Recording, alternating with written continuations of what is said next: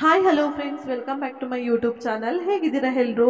I hope ಎಲ್ಲರೂ ಕೂಡ ಚೆನ್ನಾಗಿದ್ದೀರಾ ಅಂತ ಅಂದ್ಕೊಳ್ತೀನಿ. ಸ್ನೇಹಿತರೆ, ಇವತ್ತಿನ ವಿಡಿಯೋ ಶುರು ಮಾಡೋಕ್ಕೂ ಮುಂಚೆ ನೀವೇನಾದ್ರು ಇನ್ನೂ ನಮ್ಮ ಚಾನಲ್ನ ಸಬ್ಸ್ಕ್ರೈಬ್ ಮಾಡ್ಕೊಂಡಿಲ್ಲ ಅಂದರೆ ದಯವಿಟ್ಟು ಸಬ್ಸ್ಕ್ರೈಬ್ ಮಾಡ್ಕೊಳ್ಳಿ. ಹಾಗೆ ನಮ್ಮ ವಿಡಿಯೋ ಬಗ್ಗೆ ನಿಮ್ಮ ಅನಿಸಿಕೆ ಅಭಿಪ್ರಾಯನ ಕಮೆಂಟ್ ಮುಖಾಂತರ ಕೂಡ ಶೇರ್ ಮಾಡ್ಬೋದು. ಇವತ್ತಿನ ವಿಡಿಯೋನಾದ್ರು ನಿಮಗೆ ಇಷ್ಟ ಆದರೆ ದಯವಿಟ್ಟು ಲೈಕ್ ಮಾಡಿ.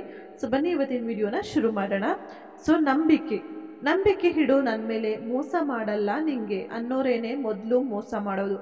ಹೌದಲ್ವಾ ಸ್ನೇಹಿತರೆ? ನೀವು ಯಾರು ಒಬ್ಬರ ವ್ಯಕ್ತಿ ಮೇಲೆ ನಂಬಿಕೆ ಇಟ್ಟಿದ್ದೀರಾ ಅಂದಾಗ ಅವರು ಬಾಯ್ ಬಿಟ್ಟು ಏನು ಹೇಳೋ ಅವಶ್ಯಕತೆನೇ ಇರೋದಿಲ್ಲ. ಸೊ ಇಲ್ಲ, ನೀನು ನನ್ನ ನಂಬು, ನಾನು ನಿಂಗೆ ಮೋಸ ಮಾಡಲ್ಲ, ಅಥವಾ ನಾನಂಥ ವ್ಯಕ್ತಿನೇ ಅಲ್ವಾ, ನಂಬಿಕೆ ಅಂದರೆ ನನಗೇನು ಅಂತ ಗೊತ್ತೇ ಇಲ್ಲ, ಈ ರೀತಿ ಯಾರು ಬಿಲ್ಡಪ್ ಕೊಡ್ತಾರೋ ಸೊ ದಯವಿಟ್ಟು ಅಂಥನ್ನ ಖಂಡಿತವಾಗ್ಲೂ ನಂಬಕ್ಕೆ ಹೋಗ್ಬೇಡಿ. ಯಾಕಪ್ಪ ಅಂದರೆ ಅವ್ರಿಗೆ ಒಂದು ಮೈಂಡಲ್ಲಿ ಫಿಕ್ಸ್ ಇರುತ್ತೆ. ಸೊ ನಂಬಿಕೆ ದ್ರೋಹ ಅಂದರೆ ಏನು ಅನ್ನೋದು ಖಂಡಿತವಾಗ್ಲೂ ಅವರಿಗೆ ತುಂಬ ಚೆನ್ನಾಗಿ ಅರ್ಥ ಆಗಿಬಿಟ್ಟಿರುತ್ತೆ.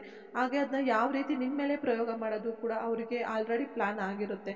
ಸೊ ಅದಕ್ಕೆ ಹೇಳೋದು, ನಾವು ಒಬ್ಬರ ಮೇಲೆ ನಂಬಿಕೆ ಇಟ್ಟಿದ್ದೀವಿ ಅಂದಾಗ ಆ ವ್ಯಕ್ತಿ ಪದೇ ಪದೇ ನನ್ನನ್ನು ನಂಬು ಅಂತ ಒಂದು ಪದನ ಬಳಸುವ ಅರ್ಥನೇ ಇರೋದಿಲ್ಲ. ಯಾಕಪ್ಪ ಅಂದರೆ ಆಲ್ರೆಡಿ ನಮ್ಮ ಮೇಲೆ ಅವರಿಗಿರ್ಬೋದು ಅಥವಾ ಅವರಿಗೆ ನಮ್ಮ ಮೇಲೆ ಆಗ್ಬೋದು, ಇರುವ ಸಂಬಂಧ ಹೇಗಿದೆ, ಹಾಗೆ ನಂಬಿಕೆ ಅನ್ನೋದು ಹೇಗಿದೆ ಅನ್ನೋದು ಇಬ್ಬರಿಗೂ ಕೂಡ ಪರಸ್ಪರವಾಗಿ ಅರ್ಥ ಆಗಿರುತ್ತೆ. ಸೊ ಅದನ್ನು ನಾವು ಬಾಯಿ ಬಿಟ್ಟು ಹೇಳಿ ಪ್ರೂವ್ ಮಾಡುವಂತಹ ಅವಶ್ಯಕತೆನೇ ಇರೋದಿಲ್ಲ. ಏನಾದರೂ ಆ ರೀತಿಯಾದಂಥ ಒಂದು ಅವಶ್ಯಕತೆ ಬಂದಿದೆ ಅಂತ ಅಂದಾಗ ಆ ಒಂದು ಸಂದರ್ಭ ನಿಜವಾಗ್ಲೂ ಪ್ಯೂರ್ ಆಗಿಲ್ಲ ಅಂತ ಅನ್ನೋದನ್ನ ನೀವು ಖಂಡಿತವಾಗ್ಲೂ ಅರ್ಥ ಮಾಡ್ಕೊಳ್ಳಿ.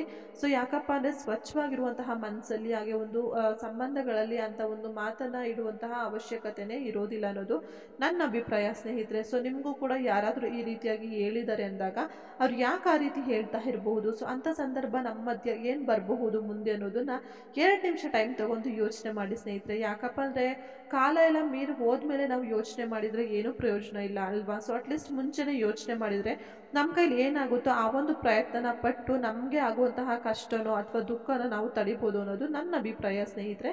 ಸೊ ನಿಮಗೂ ಕೂಡ ಇದೇನಾದ್ರು ನಿಜ ಅಂತ ಅನಿಸಿದರೆ, ಹಾಗೆ ನಿಮಗೂ ಕೂಡ ಈ ರೀತಿ ಎಕ್ಸ್ಪೀರಿಯನ್ಸ್ ಆಗಿದ್ದರೆ ಕಮೆಂಟ್ ಮಾಡಿ. ಹಾಗೆ ಇವತ್ತಿನ ವಿಡಿಯೋ ಇಷ್ಟ ಆದರೆ ಲೈಕ್ ಮಾಡೋದನ್ನು ಮರಿಬೇಡಿ.